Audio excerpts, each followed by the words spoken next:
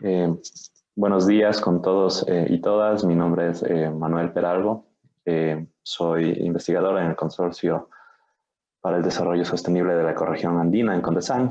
Agradezco al IDEAM por esta iniciativa tan importante de armar este evento mundial sobre monitoreo y gestión sostenible en montañas. Y el día de hoy yo les voy a hablar sobre una dimensión importante para justamente poder promover mecanismos sostenibles de gestión sostenible en paisajes de montaña con un énfasis en los Andes.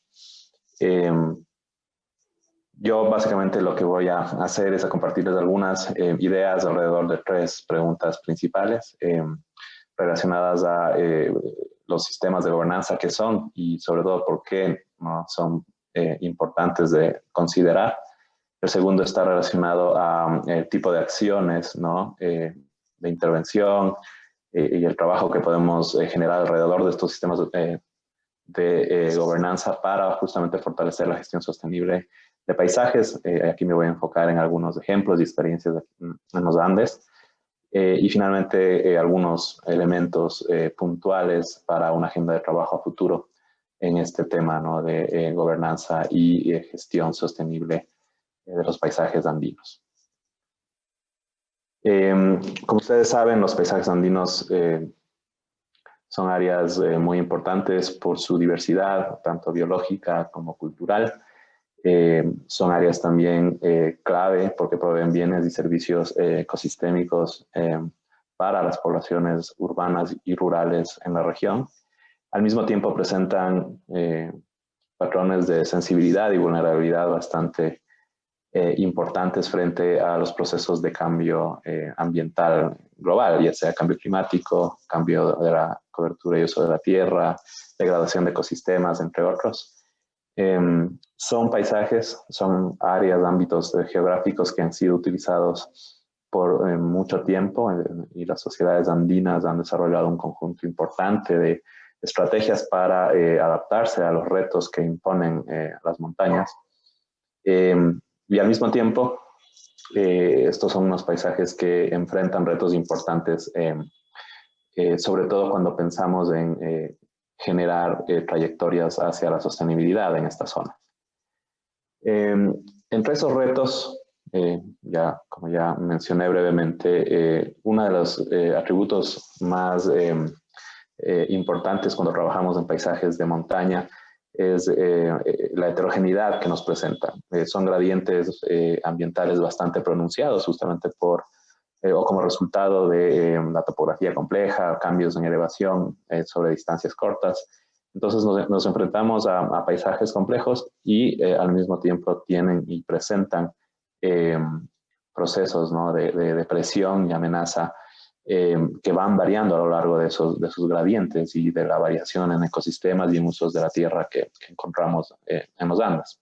Estamos viendo aquí un insumo bastante interesante reciente sobre cómo, ¿no? En la literatura sobre gestión sostenible en montañas se mencionan los distintos fuentes de presión sobre estos ecosistemas y podemos ver que en el caso de los Andes, pues en primer lugar se encuentran precisamente el cambio climático y el cambio de cobertura y uso de la tierra, a pesar de que la relación, ¿no? La importancia relativa entre estos dos fuentes de presión varía a lo largo del gradiente de elevación. Otro tema importante como reto para el desarrollo sostenible en estos paisajes es o está vinculado a procesos de relación más amplios entre la región andina y el resto del mundo, ¿no? En este caso, vinculados precisamente al tema de los sectores importantes para las economías andinas, ¿no? Entonces, lo que hemos visto en las últimas décadas es una tendencia hacia, ¿no? O sea, el sector que exporta o ha empezado a exportar en términos absolutos más está relacionado con la minería, metálica, no metálica, combustibles fósiles, en contraste de lo que era antes, ¿no? De los años 70, en donde en términos relativos las commodities agrícolas tenían mayor importancia. Eso genera retos desde el punto de vista de también unas dinámicas de conflicto a nivel, conflictos sociales, ambientales a nivel local, que también hay que entender, ¿no? Y considerar cuando pensamos en justamente la gestión sostenible de estos paisajes de montaña. Y un tercer punto que quería mencionar, no es esto obviamente una lista exhaustiva, sino creo que elementos específicos que hacen evidente la necesidad de trabajar en sistemas de gobernanza y fortalecer los sistemas de gobernanza para la gestión en estos paisajes. Un tercer punto es pues patrones persistentes, ¿no? De pobreza, sobre todo en los paisajes rurales de montaña en los Andes. Por un lado, y por otro lado, claro, existe o sigue existiendo una brecha, ¿no? Una brecha, una diferencia en indicadores de desarrollo entre las zonas urbanas y rurales, lo cual es un poco es una paradoja porque al final del día los paisajes rurales andinos son críticos para la producción de alimentos de consumo nacional en los países andinos. Entonces, ahí hay también un reto para la sostenibilidad que hay que tener en cuenta cuando justamente empezamos a pensar en qué respuestas darles a estos problemas y a estos impactos, ¿no? Del cambio ambiental global sobre los paisajes de montaña. La naturaleza de las respuestas evidentemente es muy variada, ¿no? Y tiene que ver con tanto las causas estructurales que corren por debajo, ¿no? De los factores de presión que hemos mencionado, ya sean estos deforestación o conversión de ecosistemas, degradación de ecosistemas, sobrepastoreo, en fin. Esas fuentes de presión tienen por debajo un conjunto de causas estructurales subyacentes que son parte, evidentemente, prioritaria de las respuestas. Entre esas respuestas tenemos justamente respuestas enfocadas a trabajar con los sistemas de gobernanza que, como vamos a ver en un momento, son un componente clave, ¿no? En la toma de decisiones y en la definición de decisiones sobre uso, acceso y uso a recursos naturales. No solamente en paisajes de montaña, pero evidentemente los paisajes de montaña nos presentan retos particulares, como ya hemos empezado a ver. Entre todos, digamos, estas opciones de respuesta, tenemos un conjunto bastante importante de estrategias que buscan precisamente generar, ¿no? O incorporar objetivos de gestión sostenible a escala de paisaje. Y aquí, últimamente existe un trabajo bastante importante a nivel global, diría yo, tratando de incorporar este enfoque de paisaje para poder justamente optimizar, mejorar, hacer más efectivas las intervenciones que buscan justamente gatillar estas trayectorias hacia el desarrollo sostenible. En zonas de montaña tenemos justamente esa reto, ¿no? Que son paisajes bastante complejos, que nos presentan un mosaico muy heterogéneo de cobertura y uso de la tierra, y donde generalmente empezamos a formular ciertos objetivos de gestión que pueden estar orientados hacia la conservación de ecosistemas, hacia la restauración de áreas que pueden estar ya degradadas o afectadas en su capacidad de proveer bienes y servicios ecosistémicos clave, y hacia la necesidad de promover objetivos de producción sostenible. Entonces, esos objetivos de gestión conviven, ¿no? Y se expresan en estos paisajes complejos. Y el enfoque de paisaje lo que nos da y nos ayuda es también a poder incorporar de forma explícita estos elementos más amplios, ¿no? Lo que se llama el ambiente habilitante, que nos permite entender y ser más efectivos para poder implementar acciones, ¿no? Que nos permitan llegar a estos objetivos de gestión. Y esto tiene que ver, por ejemplo, con el contexto ecológico. El tema de conectividad en montañas es muy importante, sobre todo la conectividad vertical, por ejemplo, de ecosistemas, patrones de tenencia de la tierra, historias de ocupación territorial. Y aquí aparece de nuevo, ¿no? la necesidad de entender la gobernanza y los arreglos institucionales locales que justamente nos permiten vincular estos objetivos de gestión, ¿no? Que puede ser, ¿no? Mantener la biodiversidad, mantener los servicios ecosistémicos hídricos e integrar, ¿no es cierto? Y mantener también el flujo de beneficios hacia poblaciones que a veces viven fuera de estos paisajes. Justamente, como sabemos, las ciudades andinas dependen mucho, ¿no? Del agua y de y de otros servicios ecosistémicos provistos por los paisajes de montaña que las rodean. Entonces, digamos, viene apareciendo, ¿no?, el tema de sistemas de gobernanza como un aspecto clave de trabajo. Normalmente lo que hacemos es intentar entender cómo los pobladores locales generan decisiones de uso del suelo, de uso de recursos, y los sistemas de gobernanza lo que hacen es estructurar estas relaciones entre distintos actores, ¿no?, que están vinculados a esas decisiones de uso del suelo, por ejemplo. En ese sentido, ¿no?, la gobernanza se entiende desde una perspectiva un poco más amplia, como reglas, mecanismos y procesos de interacción que estructuran estas, ¿no?, decisiones sobre acceso y uso a recursos de distintos actores comunitarios a nivel local, actores del sector público, ¿no es cierto?, del Estado, actores de mercado también que tienen, ¿no?, su lógica propia de trabajo. ¿Y por qué estos sistemas de gobernanza son importantes? Porque normalmente estos actores operan bajo ópticas distintas y diferenciadas.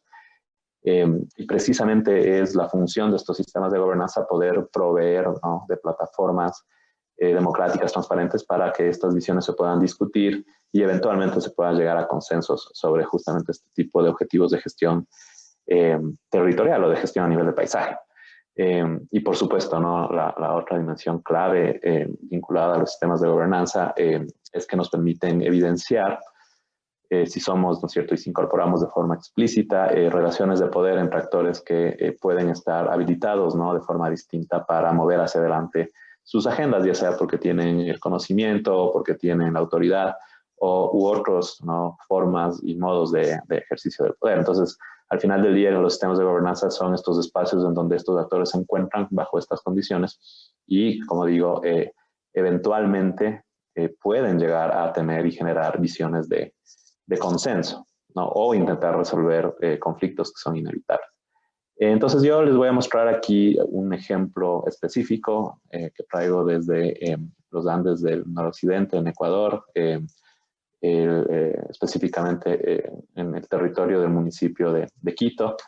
Es una zona muy importante porque aquí podemos ver en este polígono amarillo, es un conjunto de gobiernos locales, parroquias, que son la unidad político-administrativa más pequeña en Ecuador, que se unieron en una mancomunidad, se llama acá, es un grupo de gobiernos locales que justamente buscan implementar objetivos de sostenibilidad en la gestión territorial.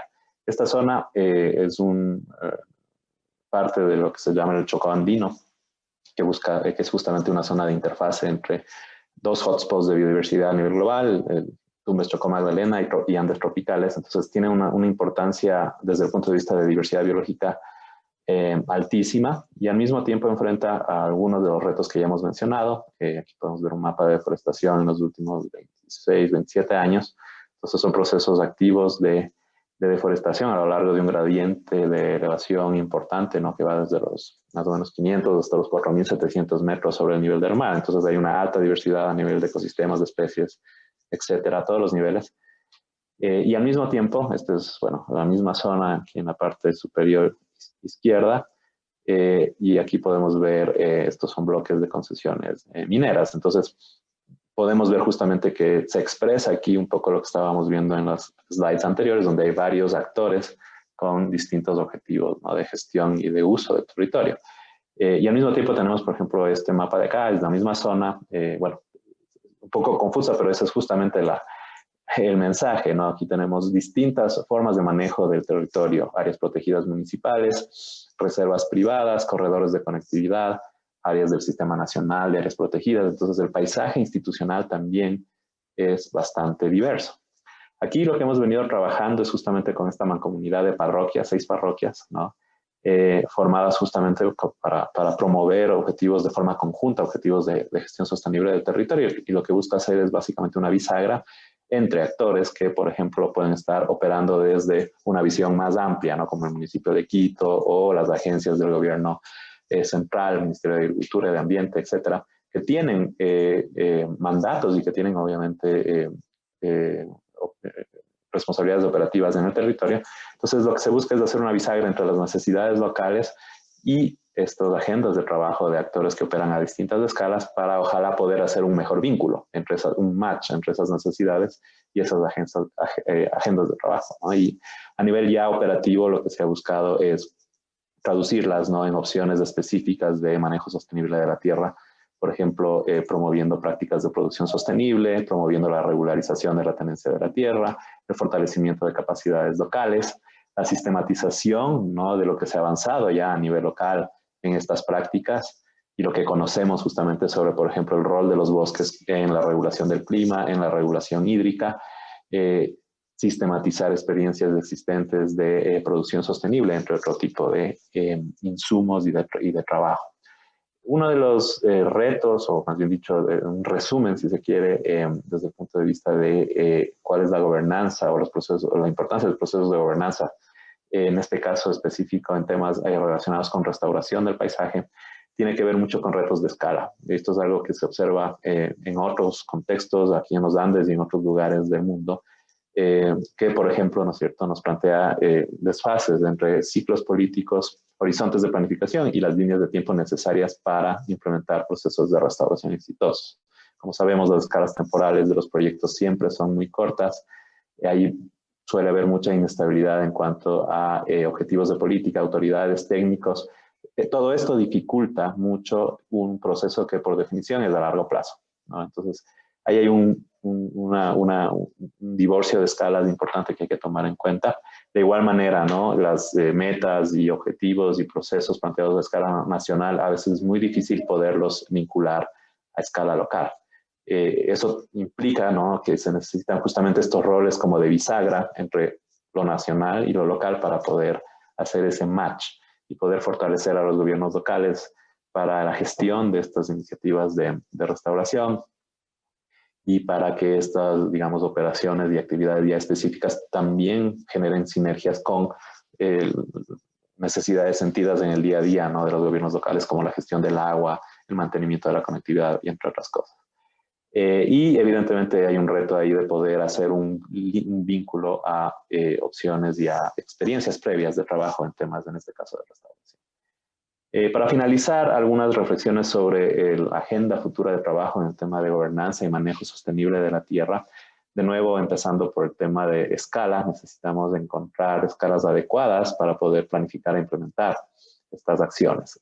Lo nacional a veces es demasiado amplio, obviamente importantísimo, pero tiene que haber un punto de encuentro entre lo local, que también, digamos, es imposible generar política pública y opciones de operación a escalas individuales, ¿no? Entonces hay que encontrarnos en un punto intermedio y ahí el enfoque de paisaje es una herramienta imprescindible para poder lograr o para encontrar estas escalas adecuadas. Fortalecimiento de que el capital humano es clave, es importantísimo para poder planificar, implementar y dar seguimiento a estas acciones. Necesitamos tener herramientas de monitoreo a largo plazo para justamente entender mejor cuáles son los impactos sociales, ambientales de estas prácticas. El tema de articulación entre sectores es clave, sobre todo y fundamentalmente entre el sector agrícola y ambiental, digamos, ¿no?, que muchas veces coinciden en sus objetivos, por ejemplo, de mitigación o gestión al cambio climático, frente al cambio climático, pero que por cómo estamos organizando, ¿no?, nuestra acción en el sector público, es difícil muchas veces ponerlos a conversar y a coordinar. Y finalmente, pues un reto fundamental y un punto de agenda esencial para fortalecer los sistemas de gobernanza es justamente poder encontrar mecanismos de participación y acceso efectivo a los beneficios de estas prácticas por parte de los actores locales. Entonces, estos no es una lista de nuevo exhaustiva, pero son elementos claves de trabajo ¿no?, con este enfoque, ¿no?, de gobernanza para promover opciones de manejo sostenible de la tierra. Muchas gracias.